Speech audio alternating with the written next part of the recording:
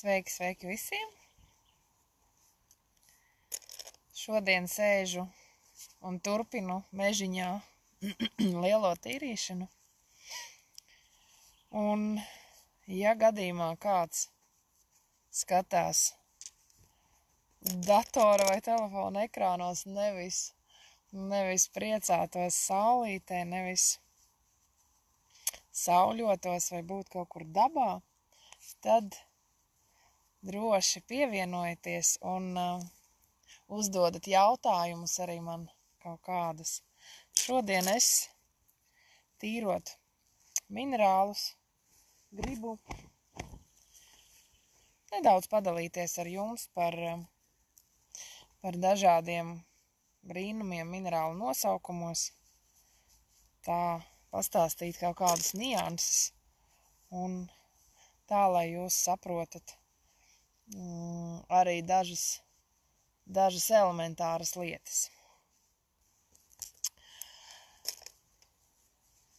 Piemēram, kas te man tagad tuvumā?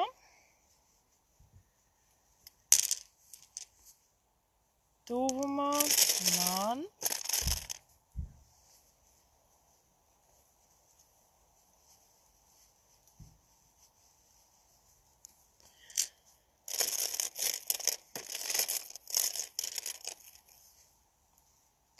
man ir ļoti interesanta parādība, kā ahāts, tāds maziņš ahātiņš,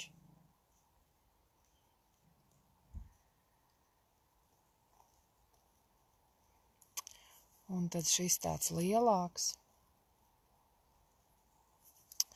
Šie ahāti pārsvarā tiek atrasti Gobī tuksnesī, un agrāk kaut kur man viņi bija vēl vairāki, kaut kur vēl trāpīsies, rekur vēl viens. Tūlīt es viņu iztīrīšu.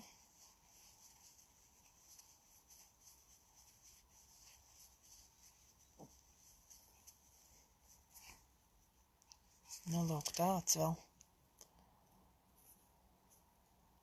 Un viņi mēdz būt ļoti izcils kvalitātes. Piemēram, šis arī jau labs ļoti.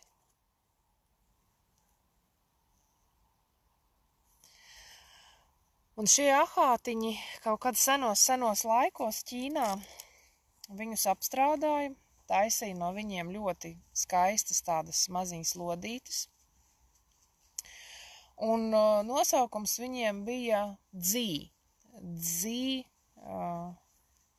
Dzī pērlītes, dzī lodītes, kā nu kurš to sauc.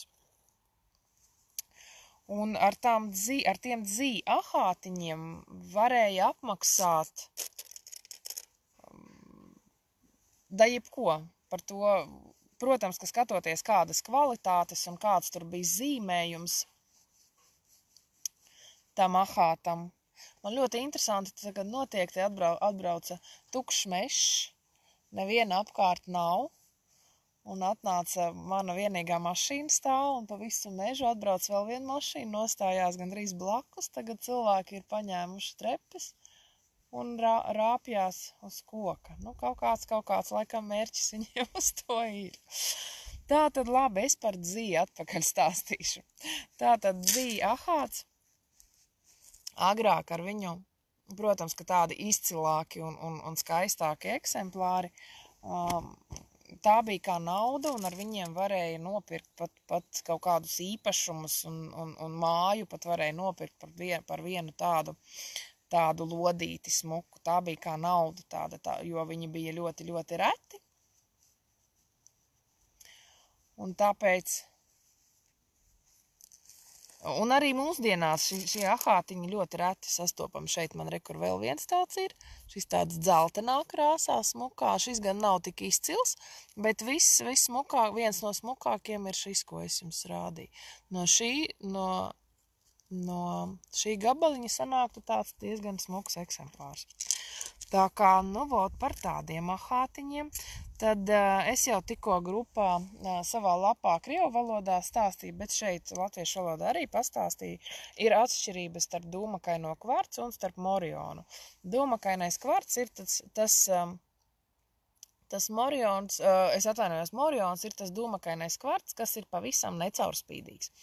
Un dūmakainam kvarcam, dūmakains kvarts ir tāds melns, tumšs, pelēks, brūngans viņš mēdz būt ar dzeltenumiņiem, ar citrīnu iekļaujumiem. Bet jebkurā gadījumā viņš būs kaut bišķiņ caurspīdīgs, ja mēs spīdinam ar lukturīti, un mūsu labākais draugs minerālu mīluļiem ir labākais draugs tomēr lukturītis. Telefona lukturītis vislabākais visos veikalos un visur, kur var iet ņemt viņu līdzi un skatīties visus akmentiņus, ko jūs skatāties. Dažreiz liekas, pavisam kaut kāds parasts melns akmens, bet, kad viņi paspīdina cauri, tad tur var ieraudzīt visu kaut kādus skaistus brīnumus. Tātad morions, tas ir tas dūmakainais kvarts, kurš vispār nav caurspīdīgs.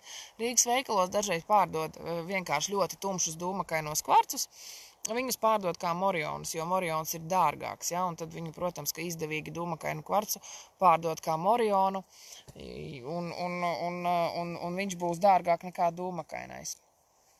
Bet morionam jābūt vispār necaurspīdīgam, tad viņš var skaitīties kā morions, tikai tad. Ko es vēl jums varu pastāstīt? Kas man... nu jā.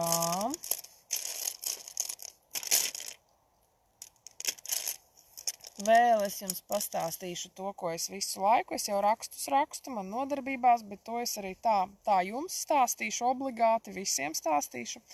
Ir tāds akmentiņš, kā... sauc viņu visur tirgu, kur tirgo, sauc viņu Bumblebee Jasper vai jašma kamene. Viņš ir skaists ļoti, tāds oranžīgi dzeltens ar strīpiņām, tiešām izskatās brīžiem, ir tādi eksemplāri, ko viņš izskatās kā ahāts pilnīgi. Sauc viņu par jašmu, un... ļoti ir skaisti eksemplāri ar tādām smukām atstiņām arī pat. Un kad es ļoti gribēju sev tādu jašmu, un man ir vairākas jašmas, jašma kamene man vēl nav bijusi. Un kad es pasūtīju šo jašmu, un tā jašma man beidzot atnāca, tad, kā jau tur tas sūtījums, es atveru maisiņu, un maisiņš viss pilns ar kaut kādiem dzelteniem putekļiem. Es nevarēju saprast, kas tie pa dzelteniem putekļiem. Un tad es sāku pētīt, un es skatos visi tie akmentiņi tādi, ar dzelteniem puteklīšiem. Un es sāku pētīt, domāju, kas tas tāds ir, un kas tur ir pēc tā sastāv, ka tas dzeltenums tā tik drūp, ka pilnīgi pilns ar putekļiem. Un izrādījās, ka jašmai kamene vispār nav nekāda absolūti sakara ar jašmu. Tur kvarca, jo jašma mums ir mikrokristāliskais kvarts, halcedons, tā ir jašma. Tātad jašmai jābūt pilnīgi no kvarca. Ja tas nav pilnībā kvarts, tātad tā nav jašma. Tātad tas ir kaut kāds iezis, ja tur ir vēl kaut kas klāt. Bet kas ir šeit? Šeit nav kvarca vispār. Kas ir dzeltens un oranžs? Reālgārs un aurīpigments. Reālgārs un aurīpigments, tas ir arsēna un sēra savienojums. Tas, kas ir tumšs, tas ir pirīts. Un tas, kas ir tāds gaišs, pelēcīgs, balts, tas ir kalcīts. Tātad absolūti mīksts akmentiņš, reālgārs un aurīpigments ļoti, ļoti mīksti un drūp ļoti viegli. Un tātad absolūti indīgs. Ja mēs pērkam tādu jašmu, lai viņu, jašma tas ir kvarts, ja mēs zinām, ka jašma tas ir kvarts, tātad jašmas drīkst likt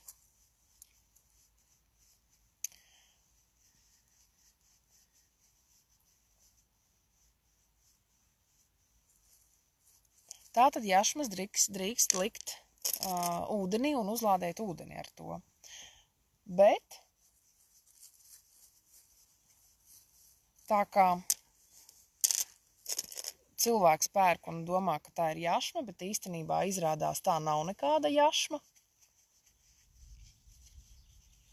tad arī ieliekot to ūdenī, ieliekot ūdenī arsēnu Un arsēns kopā ar sēru ir ļoti, ļoti trausls, un tātad tas arsēna pulverītis var diezgan viegli tikt ūdenī, un arī jūsu organismā kopā ar to ūdeni pēc tam. Un tātad ar tādu ir ļoti jāuzmanās. Arī, kad jūs viņu nēsājat, kad jūs iedarbojaties ar tādu jašmu kameni, tad vajag uzmanīgi, jo var rokas pēc tam obligāti vajag mazgāt, jo tomēr tas ir arsēns, un ar arsēnu jokot nevajag. Ko es te vēl varētu jums pastāstīt? 2 vārdos par... ir ļoti tāds interesants akmentiņš, kā hiperstēns. Pie manis pašas viņš diezgan nesen.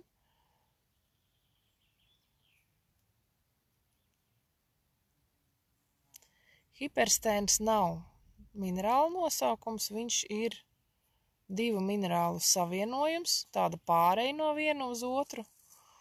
Un, diemžēl, no galvas tos abus divus es neatceros. Diezgan sarežģīti nosaukumi, bet hiperstēnu es atcerējos. Nu, viņš tāds spīdīgs, interesanta irizācija viņam ir saulītē. Hiperstēns, jā, veikalā, starp citu, vēl pāris gabaliņi laikam hiperstēni ir palikuši.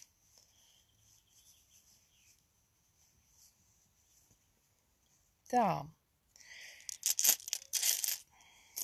Ko vēl es jums te varētu? Varbūt ir kaut kādi jautājumi, jūs varētu tiešraidē uzdot jautājumus, es varētu jums pastāstīt.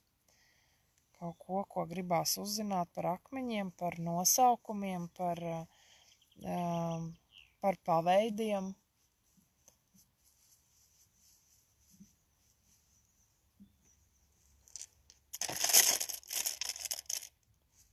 Vēl man ir rokās tagad interesants viens akmentiņš, kuram ar nosaukumu ir gan saprašana, gan nesaprašana.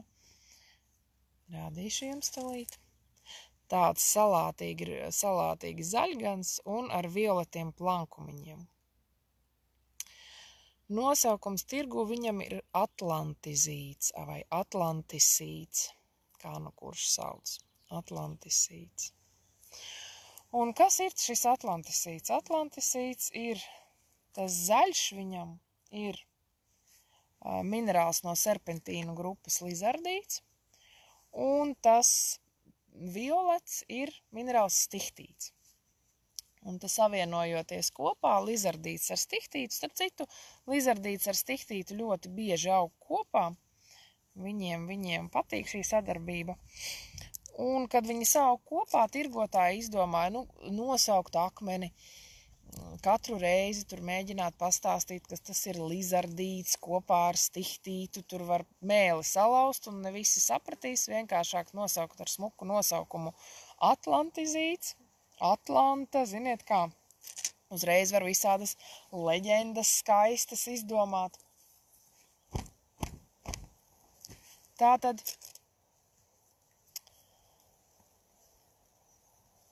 atlantizīts ir stihtīts ar lizardītu. Un vēl viens akmentiņš, par ko es brīnos, kāpēc viņam neviens vēl nav iedevis kaut kādu skaistu nosaukumu. Kaut kā man viņš šeit pagaidām netrāpās. Ir tāds akmentiņš, kur ir kopā saauguši fuksīts, rubīns un kianīts. Ļoti, ļoti skaista parādība. Es domāju, ka vairākiem no jums jau tie, kam ir kaut nelielas kolekcijas ar akmentiņiem, tiem ir tāds, man te trāpījās viens maziņš, bet man ir arī daži lielāki. Un tūlīt parādīšu. Nu, vat tāds. Nu, ir laikam pazīstams vairākiem. Un šeit tas zaļais ir fuksīts, tāda vizliņa fuksīts. Zaļa īstenībā minerāla nosaukums ir muskavīts, bet zaļš muskavīts saucās fuksīts. Un jūs redzat rubīna plankumiņu sarkano, tas ir rubīns tur iekšā ieaudzis. Un apkārt rubīnam parasti aug kianīts, tāda kā rubīnam, tāda miziņa, tas ir kienīts. Un ļoti brīnumainā kārtā šo eksemplāru tirgu vēl es nedzirdēju, ka viņu kaut kā sauca, kaut kādā veidā. Ar kaut kādu tādu īpašu vienu nosaukumu. Tad vēl man ir ļoti skaista parādība, kā rozā kvarts. Es tūlīt mēģināšu jums dabūt to efektu kamerā, saulītē, bet laikam nesanāks. Nē, bišķiņ kaut kas ir, redzat? Kaut kas ir. Tas ir rozā kvarts ar stara efektu. Pie kaut kāda konkrētā rakursa viņam ir ļoti skaists stars. Diemžēl, nezinu, varbūt es tā varu jums parādīt. Varbūt tā jūs redzat, jā.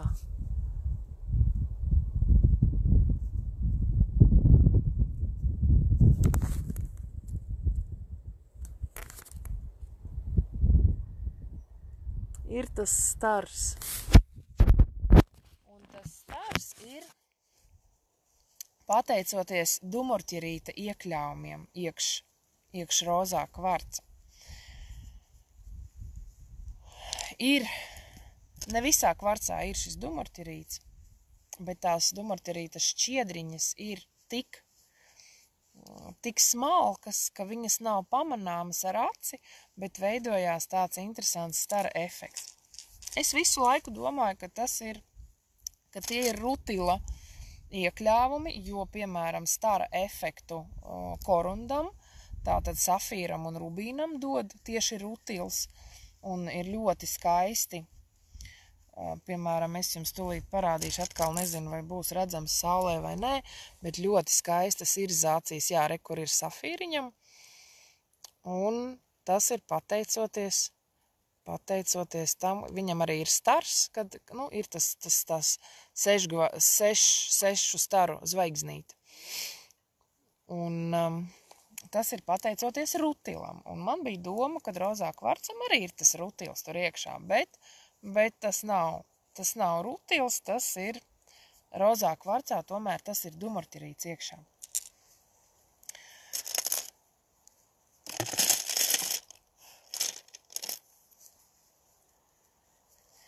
Vēl man te trāpījās tāda interesanta lieta kā Indigo Gabbro, kuru visur veikalos sauc par maģisko merlinītu. Ir divi veidi merlinīti. Viens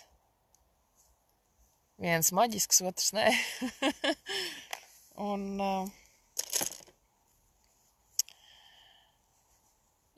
tā ir interesanta parādība, jo vajag kaut kā notirgot taču akmentiņu dārgāku. Un ja mēs iedodam akmenim kaut kādam diezgan parastam iezim, iedodam kaut kādu ļoti mistisku nosaukumu, tad to var notirgot dārgi. Visādi var gadīties, varbūt piemēram, kaut kādā vienā atradnē, kaut kādā ļoti īpašā svētā vietā tika atrasts kaut kāds minerāls un nosaukts kaut kādā tādā nosaukumā tieši pateicoties tai vietai, kur tas tika atrasts, un varbūt viņam ir kaut kādas tur lielas īpašības konkrēti šīs atradnes akmenim. Bet tālāk jau sāk tirgot jebko ar tādu nosaukumu. Un, piemēram, merlinīts, tas ir dendrīta opāls. Un, dendrīta opāls nav pārāk bieži sastopams akmentiņš, viņš arī nav pārāk lēts, bet kad nosauc viņu par merlinītu, tad var sacerēt uzreiz skaistas leģendas un uzreiz var visādas maģiskas spējas viņam pierakstīt klāt. Un maģiskais merlinīts vispār ir Indigo Gabbro. Gabbro ir iezis. Un iezis, tāds ļoti bieži sastopams. Vienīgais konkrēti šis indīgo krāsā, indīgo starp citu arī ir tirgošanas nosaukums, nav tāds zinātnisks nosaukums indīgo gabro, bet gabro tas ir populāri bieži sastopams iezis, vienīgais viņš mēdz būt, kā jau visi ieži, viņš mēdz būt ļoti dažāds, atkarībā no tā, kur tas tika atrasts un kādi tur minerāli iekļauti un kā viņš arī izskatās. Bet šo Madagaskaras gabro, kuram klāt ir arī tas indīgo krāsā, tādā zilgan pelēkā krāsā, tas nav, kā daži domā, ka tas ir halcidons. Nē, tas tur nav halcidons iekšā, tas ir laukšpats tur iekšā. Un viņa sauc par indīgo gabro labākajā gadījumā, bet tā vispār viņu pārdod kā maģisko merlinīti. Un tad viņam tur pieraksta, jebkādas maģiskās spējas, ka viņš tur visiem magiem viennozīmīgi viņš uzreiz jāpērk, jo tikai ar maģisko merlinītu var palikt par magu. Tādi brīnumi ir. Leģendai arī ir nozīme, placebo arī daudz ko nozīmē. Placebo, pateicoties placebo, ļoti daudz cilvēku izārstējās, tā kā placebo ir liela nozīme, bet ja mēs mācamies par minerāliem, ja mēs mācamies par to īpašībām, un tieši, ja mēs pētam zinātniskas kaut kādas nozīmes, tad es tagad stāstu tieši par to jums. Jo katram akmentiņam, pat katram personīgi akmentiņam, ir tā, ka no vienas un tās pašas atradnes. Tie akmeņi ir ceļojuši pa visu pasauli. Tad tie tika pie viena tirgotāja, pie otra tirgotāja, pie trešā tirgotāja, un viens tirgotājs tos iztīrīja, otrs tirgotājs to glabāja kaut kur, kaut kādā pagrabā kopā ar kaut kādiem dzērājiem, trešais tur vēl kaut ko ar tiem akmeņiem darīja, un beigās it kā no vienas atradnes akmeņi ir, bet katram ir sava galu galā enerģija, jau kad viņš nonāk pie cilvēka. Tāpēc mēs arī tīram akmeņus, tāpēc mēs arī kaut ko paši viņiem virsū programmējam, lai tomēr ir labāk. Tāpēc arī es atbraucu uz šeit tagad dabā un svaigā gaisā visus iztīrīt, izveidināt kārtīgi, lai viss, kas pa šiem gadiem viņos ir sakrājies, lai patīrās un atsvaidzinās un paliek tikai tās labās domas, tas labais, tas pozitīvais. Ja jums ir kaut kādi jautājumi, jūs droši varat rakstīt komentāros vai vispār rakstiet man personīgi un uzdodat jautājumus. Jūs varat uzdot jautājumus komentārā pie šī video vai pie jebkura cita, vai arī rakstīt vienkārši Facebookā man. Un uzdot jautājumus par akmeņiem, un dažreiz kaut kādus jautājumus, kad man uzdod, es par to uztaisu kaut kādu stāstu, kaut kādu publikāciju, kaut kādu varbūt video tādu. Tad droši. Gaidīšu jūsu interesi, jo man ir interesanti jums stāstīt, kad jums ir interesanti klausīties, un būtu forši, ja jūs man pastāstītu arī, kas tieši jūs interesē un par ko jūs vēl vairāk gribētu uzzināt. Tātad, un laiku pa laikam, tad es par to arī pastāstu. Man bija prieks ar jums būt kopā un kaut ko jums pastāstīt, kaut ko jums parādīt. Skaists rozā kvarciņš ar smuku, arī stara efektu, ļoti fantastisks. Un uz beigām gribu jūs papriecāt ar fantastisku kalcītu ar kalnu kristālu. Saulītē spīd nereāli kā sniegs. Diemžēl kamera nevar parādīt šo skaistumu, bet saulītē spīd ļoti, ļoti skaisti. Paldies jums, ka bijāt kopā ar mums. Tiekamies vēl!